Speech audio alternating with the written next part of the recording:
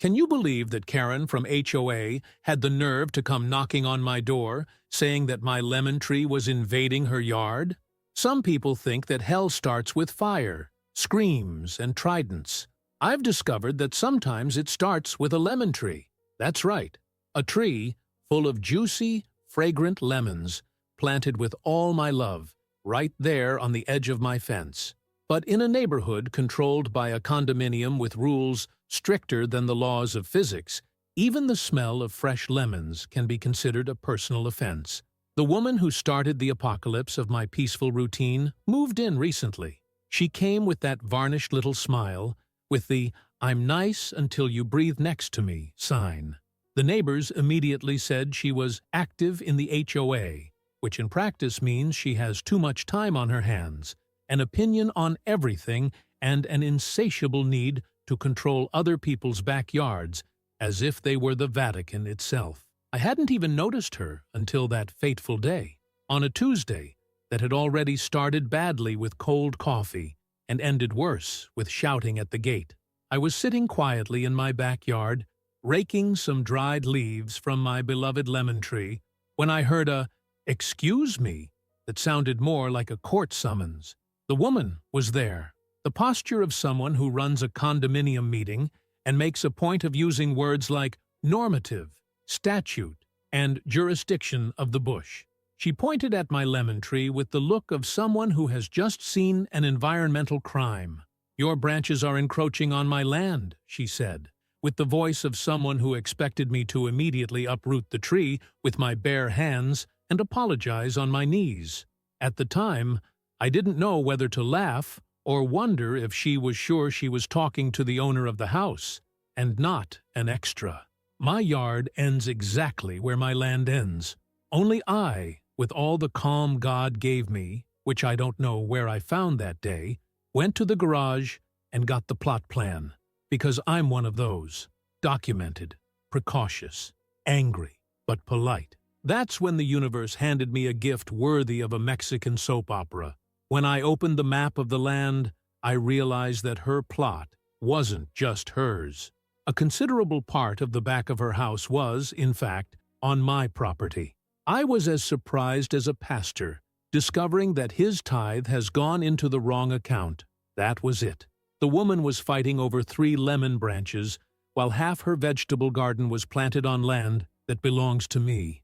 I took a deep breath. I smiled. I put the map away. And I didn't say anything, because there are times when you don't answer. You wait. She left, thinking she had won. She took that last, dramatic glance at the lemon tree, like someone threatening an eyewitness. And over the next few days, there began the escalation of pettiness that only those who have ever had a yard inspector neighbor know. Notes left on the door with messages like, "Please keep the vegetation within your limits."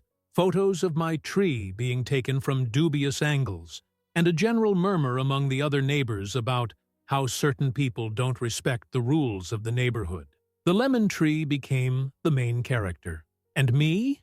I became the villain of the soap opera, the one who cultivates disorder and damages the aesthetics of the community. But the best was yet to come. She didn't know that, at some point in the condominium's existence, there had been a mix-up in the records, and the dividing line between the plots had been drawn on the basis of an old map, a silly bureaucratic error, ignored for decades, until someone took the piss over a lemon tree. Me? I went to the registry office. I consulted the deed history. I took everything to a lawyer. I made an updated topographical map, and I confirmed she had built her fence 2 meters into my land. And to make matters worse, or better, depending on your point of view, the wooden deck she shows off so much at Sunday parties is also partly on someone else's land. And she, who was ready to cut down my branches with a chainsaw borrowed from her husband, had no idea that, technically, I could erect a wall right in the middle of her garden and charge rent for the misuse of the land. But that part comes later. At that moment, I just looked at my lemon tree as if it were a war general. The tree was firm, healthy, and full of fruit, and I was silently waiting for its next move. Because anyone who starts a war with lemons can end up getting lemonade in the face, and a sour one at that. The woman started acting like she was waging a personal crusade against my lemon tree. And when I say crusade, I'm not exaggerating. In less than a week, she had already spoken to 3 neighbors, held an informal meeting on the sidewalk with unsweetened coffee, and a speech about preserving neighborhood norms, as well as leaving a notice in the HOA group insinuating that certain residents were causing structural problems between the lots. That phrase has stuck in my head, structures, as if the branch of my lemon tree was trying to open a franchise in her backyard. The curious thing was that nobody seemed to know exactly what she did for a living. I never saw her go out to work, nor did I see any app cars pulling up, nor office deliveries. She just was, as if her function in the universe was to patrol fences and measure tree shadows. The worst kind of energy, too much time, not enough power, and a personality made up of invoices and a sense of superiority. And while she set up her circus, I carried on in silence, collecting evidence, maps, and, of course, feeding my passive revenge plan. I know, it's not pretty, but it's necessary. Some people need to learn the hard way. And she was definitely asking for a crash course. It was on a Friday afternoon that things escalated. I'd just come home from work, tired and still in my suit, when I saw a strange gardener in my yard. Yes, in my yard. A guy in a hat, scissors in hand, cutting the branches of my lemon tree with the same delicacy as someone who pulls out a pimple. And the aforementioned woman, standing on the other side of the fence with her arms folded, supervising everything as if she were coordinating the rescue of a historical heritage site. I got out of the car and went straight over. "Who authorized you to come in here?" The gardener jumped as if he'd been caught stealing chicken. And she, of course, replied as if she were in the right. "You refused to keep your tree within the boundaries, so I hired someone to do the job. You've been notified." Notified, according to her, was a handwritten note that had been taped to my garbage can 2 days earlier. A piece of paper that had flown away with the wind and probably ended up in the neighbor's doghouse. And even if I had read it, since when does anyone have the right to invade private property and cut down other people's trees? On what planet is that reasonable? I sent the gardener away on the spot. He even apologized, saying he was just following orders. She, on the other hand, called me unbalanced, a problem neighbor, and threatened to call the HOA to impose a fine. Fine. For a tree in my own yard. That was the day I decided. I couldn't wait any longer. I went back to the registry office. I went back to the engineer who had drawn up the report. I made an appointment with the association. I handed over everything. Plot plan, deed, aerial photos, historical comparison of the records. And with that little smile you only get when you know you're about to see Karen's castle collapse, I let loose. This woman is unknowingly using around 8% of my land. In fact, the base of her balcony exceeds the legal limits by more than a meter, and I'd like to file a formal notice of misuse of property. At the meeting, an awkward silence filled the room. The other HOA members, until then silent accomplices to her complaints, began to look at each other as if they had just discovered that the air conditioning in the party room had been on for 5 years without anyone noticing. She, of course, denied everything. She said I was making it up, that I was being persecuted, that my documents were wrong. Those desperate denials of someone who feels the ground sinking. But the HOA, which loves a bit of letterhead bullshit, decided that the matter needed to be investigated more closely. Translation: she was no longer the group's darling. Over the next few days, the neighborhood began to change its attitude. The people who had previously applauded her complaints now avoided contact. The small talk on the sidewalk fell silent. The letter carrier started delivering mail to her box with the subtlety of someone who avoids stepping on a minefield. She became a kind of mythological figure, the woman who fought over a lemon tree and discovered that the land where she did yoga in the morning sun wasn't even hers. And yet she didn't give up. She doubled her bet. She started walking around with a tape measure, measuring all the neighbors' plots, as if she wanted to find other invasions. She started filing complaints with the HOA about anything. Garbage cans out of place, dogs barking at 6 in the evening, clothes on the line. It was as if the collapse of her authority had been replaced by an outbreak of suburban auditing. But I, with my millimetrically cultivated patience and a good glass of wine in the evening, kept waiting. Because the most fun part was yet to come, when she finally received the official letter saying that part of the land where she built that white Pinterest pergola legally belonged to me, and that, if I wanted to, I could ask for it to be demolished. She received the letter on a sunny Saturday morning, the kind where the world seems to be at peace. The birds are singing, and the plants are growing happily, until someone opens the letter and discovers that half of their yard isn't really theirs. The scene was silent, but almost poetic. I watched from my window as the letter carrier delivered it. I saw the seal of the legal office on the envelope, and the woman's expression change, like someone who realizes that life is not a margarine commercial, but a court episode. She stood there for a few seconds, as if trying to decipher hieroglyphics. Then she ran in, paper in hand, and a look on her face, like she'd just discovered that the wooden deck where she has her dinners with hanging lights and organic wine is not only ugly, it's illegal. I confess, my empathy lasted exactly 3 seconds. After that, I opened a cold lemonade, sat on the balcony, and toasted my lemon tree. The true hero of this saga. But the woman wasn't going to give up. That much was clear. The following week, she turned up at the HOA with a pile of sheets, scribbled on, printed in dubious quality, claiming to have found an alternative version of the plot plan. According to her, there was a possibility of a measurement error at the time her house was built, and therefore nothing in the report I had submitted should be taken seriously. Yes, she became a topography denier. The meeting was a show.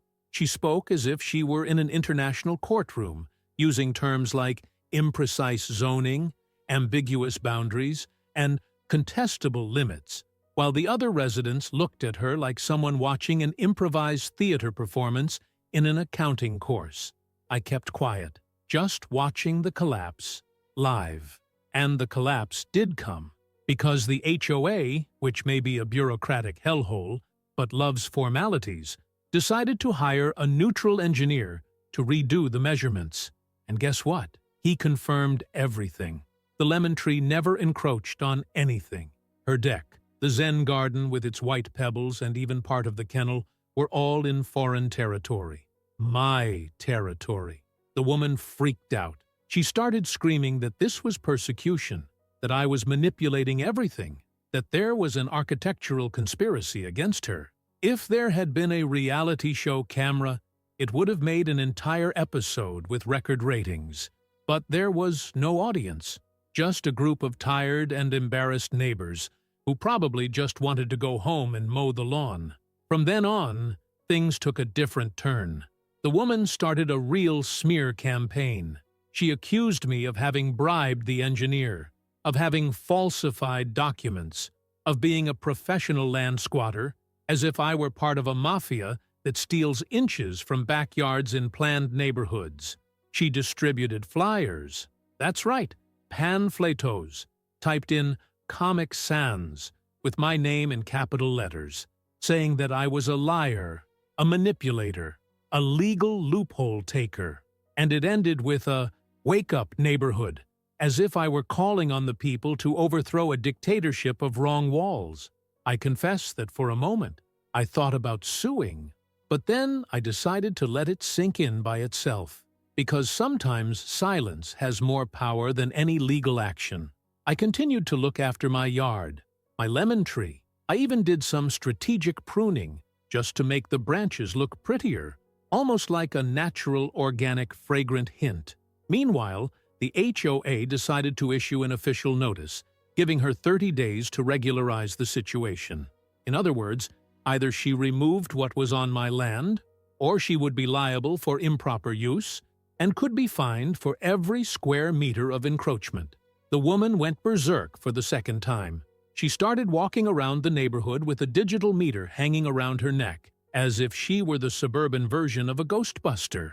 It measured everything, from the distance between garbage cans to the height of the neighbor's fences. She was looking for a mistake, a flaw, anything that would make her feel in control again, and she couldn't find it. Because, ironically, the only measurement error there was her own, thinking she was above any rules, that she could boss others around, that she could manipulate structures on the basis of chirps.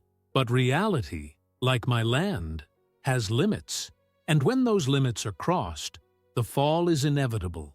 She even tried to defend herself by saying that the mistake was the fault of the builder, that no one had ever warned her, that it was unfair to be penalized for such a small detail. Small. 8.5 square meters of deck, with hydromassage, LED lighting, and those recycled pallet benches that she said were sustainable and conscious. Small for her. For my lawyer, a dream. The deadline began to tick away, and with it, desperation. She started knocking on doors, trying to drum up support from her neighbors. She took biscuits, made a poor face, swore she was the victim of a frame-up, but no one wanted to get involved. Everyone knew that she had poked the jaguar with a short stick, and now the jaguar was asking for a deed. She disappeared for a few days, and when she came back, she seemed like a different person. Her hair tied up, her face downcast, and an Excel spreadsheet in her hand. He came up to me, trembling, asking to talk. He wanted to negotiate, to say that he couldn't dismantle the deck, that the cost was high, that he could pay me a symbolic compensation, that we could reach an amicable agreement. And it was at that moment that I realized the true taste of justice. Because it doesn't taste like revenge or anger. It tastes like lemon, sour, pure, direct, and refreshing. When she appeared there with that piece of paper in her hand and the face of someone who'd been punched by reality, I almost thought I was going to hear an apology. Almost. But no, what she really wanted was a negotiation. The woman who a week earlier had ordered me to cut branches from my tree without permission now came with wide eyes, a low voice, and a proposal that, according to her, was from neighbor to neighbor. Suddenly, the staunch defender of the neighborhood association's rules became an expert in informal agreements. You see, she said she couldn't dismantle the deck, that the structure was fixed, that there was emotional investment there. Look, even the pallet furniture was apparently full of feeling, and that she could pay me a symbolic amount every month for the use of that part of the land. He called it a fraternal occupancy fee. Guys, fraternal. I kept waiting for her to offer me a carrot cake and a hug at the end. I didn't shout. I didn't make a fuss. I just stared at her face, with that silence that shouts louder than any shack. She kept trying to justify it, saying that a centimeter error here and a centimeter error there shouldn't become a court case. And then came the final sentence, the rotten icing on the cake. We don't need to turn this into something ugly. It was at this point that I took a deep breath and smiled, that serene smile of someone who has everything ready in the registry office. Because the truth was that I had given her too much time to back down, but she preferred to escalate, to provoke, to hand out leaflets, and pretend to be the savior of morality in the neighborhood. Now she wanted to erase everything, as if the destruction of my tree, the invasion of the land, the public accusations, none of it had happened. I said I didn't accept the agreement, and that, in fact, I had already filed a formal repossession suit, that she was running out of time, that if she didn't dismantle the deck and structures within the specified time, there would be a daily fine, and that the legal costs would also be borne by her. All this was said with such calm that it sounded like I was reading a cake recipe. She paled. She tried to argue. She said it would ruin the peace of the neighborhood, that the other residents would get upset, that I should think about it. I did. I did a lot of thinking, and I came to the conclusion that the peace of the neighborhood had already been ruined since the day she decided that a lemon tree was a personal attack on the structure of the condominium. Over the next few days, she began to dismantle everything. First came a team to remove the decking, then the flower beds with those white Zen garden stones, the huge pots with bamboo planted in symmetrical rows. Even the fairy lights were removed one by one. And every time I saw a part of it go, it was like watching an apology being made in silence. But the best part was yet to come. Because repossession wasn't just about removing the structure, it was about formalizing the use of the land. And since she had used part of my property for personal purposes for more than 2 years, without authorization, and had even built on top of it, the judge ruled that she had to pay retroactive compensation. That's right, that woman who thought she was going to solve everything with a symbolic compensation now had to pay a sum that was enough to renovate 3 kitchens and change all the furniture in the house. She tried to appeal. She hired a lawyer who seemed more lost than a GPS without a signal. They claimed it was an abuse of rights, that I was being inflexible, that there was a neighborly relationship that had to be preserved. The judge listened with the patience of someone who has seen this kind of soap opera before and replied with an objective sentence: the right to property is inviolable. From then on, she lived in the shadow of what she had done. Neighbors who used to greet her started crossing the street. Children stopped accepting the oatmeal cookies she tried to hand out at meetings. And her name, which was already synonymous with annoyance, became the butt of jokes in late afternoon conversations.